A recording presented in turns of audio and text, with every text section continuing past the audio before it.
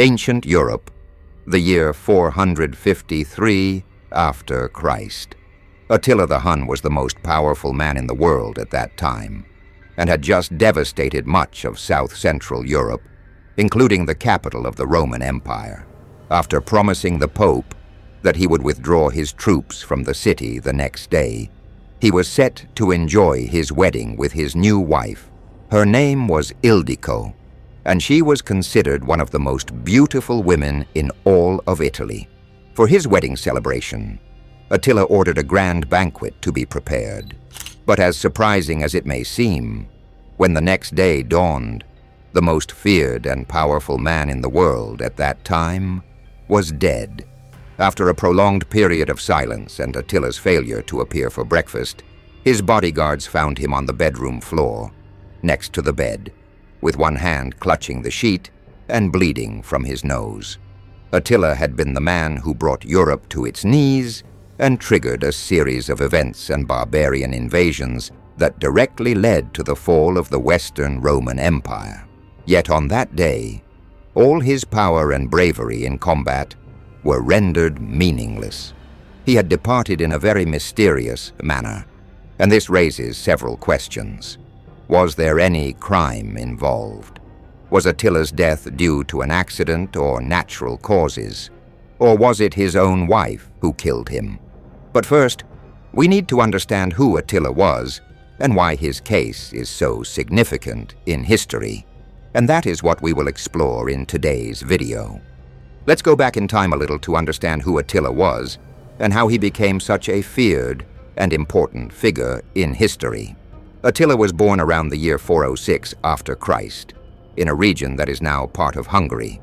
From a young age, he was trained to be a brave warrior. Contrary to popular belief, Attila was not an irrational barbarian. He was born into a powerful family in the northern region of the Danube River Basin, the second longest river in Europe and an important trade route at the time. He was the nephew of Oktar and Rugila, who were largely responsible for building the Hunnic Empire. Thus, Attila was groomed from an early age to be a great leader of his people. As a child, he took classes in archery, sword fighting, and hand-to-hand combat. Furthermore, Attila learned from the best teachers in equestrianism, strategy, and diplomacy, and he probably also spoke and read Greek and Latin texts. In a first-hand account of Attila, historian Romanus Priscus noted that despite being powerful and intelligent, Attila was extremely modest and wore simple clothing. Because of all this preparation and his warrior spirit, Attila soon became the leader of the Huns in the year 434 after Christ, alongside his brother Bleda. Together they expanded the Hunnic Empire, conquering several cities through force and employing various military strategies. After dominating the cities, the two brothers ordered their soldiers to loot everything in sight. Everything seemed perfect, with the brothers' partnership remaining strong and unshakable. But in the year 445 after Christ, Bleda died. It is not known exactly how this happened, but it is speculated that Attila may have killed his own brother to gain full control of the Hunnic Empire. With his power consolidated, Attila embarked on even more devastating military campaigns. Attila ruled the Huns at the height of their power. At that time, they had several peoples under their control. Most of these were Germanic neighbors of the Roman Empire, such as the Ostrogoths, the Gepids, the Caucasians, the Alemanni, and other small tribes inhabiting the region. Attila launched his massive war machine on the Great Hungarian Plain in two major campaigns against the Eastern Roman Empire, between the years 442 after Christ and 447 after Christ.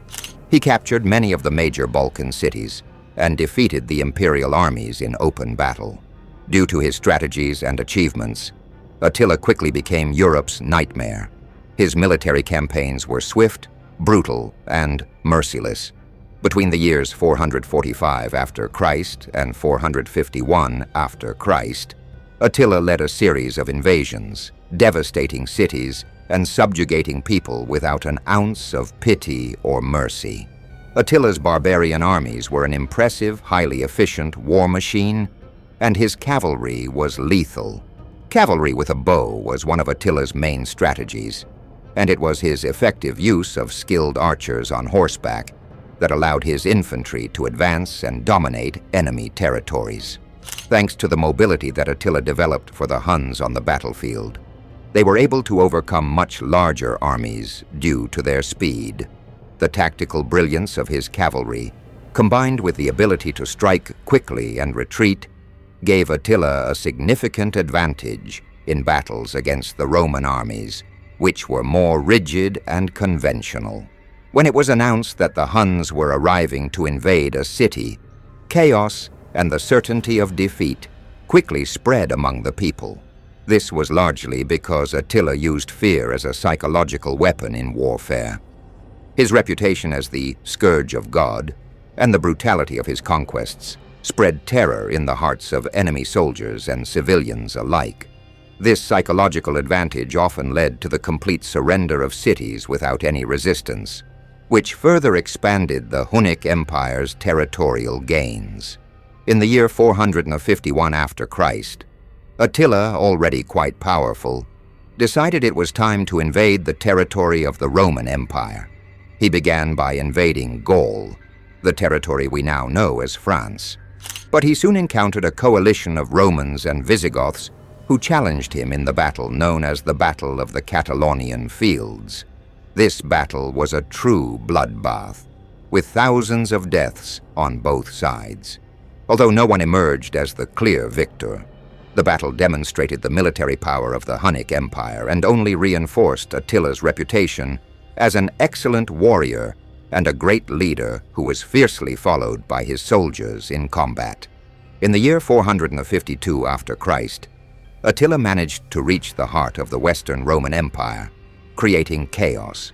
Aquileia, a region in Italy, was completely devastated, and cities like Milan and Padua were sacked by Attila's troops until there was nothing left. At that point, Pope Leo X, in a desperate attempt to save Rome, sent a messenger to enter enemy lines and deliver a message to Attila. In this message, the Pope proposed a meeting with Attila to negotiate the withdrawal of his troops through monthly payments. Attila accepted the proposal, and the meeting took place. What was discussed at that meeting remains unknown, but Attila decided to turn around and spare Rome from destruction. This mysterious meeting is one of the most iconic moments in Attila's history. Now let's return to that night in the year 453 after Christ. Attila was at the peak of his power, newly married to Ildiko, and everything seemed to be going well. But by the break of day, the Huns discovered that their greatest leader was dead. As mentioned earlier, Attila's death remains a great mystery to this day. There are several theories about this case. Some historians believe he had a nosebleed during the night. This theory is based on the report of Priscus of Panium, a Byzantine historian, who described Attila dead in a pool of blood with no signs of struggle or external injuries. Other historians suggest he might have been poisoned by enemies or even by Ildiko herself. There is also the possibility that his death was caused by a health issue, such as an aneurysm or another cardiovascular problem. At that time, medicine was very rudimentary, and more serious medical conditions could go unnoticed. Regardless of the cause, Attila's death created a power vacuum among the Huns. His successors were unable to maintain the unity and strength of the empire he had built, and soon the decline of the Huns as the dominant power in Europe began. Even with his sudden and mysterious death, Attila's impact on Europe was immense and shaped the course of history. His invasions triggered a series of events that directly contributed to the fall of the Western Roman Empire. Attila also influenced the geopolitics of medieval Europe.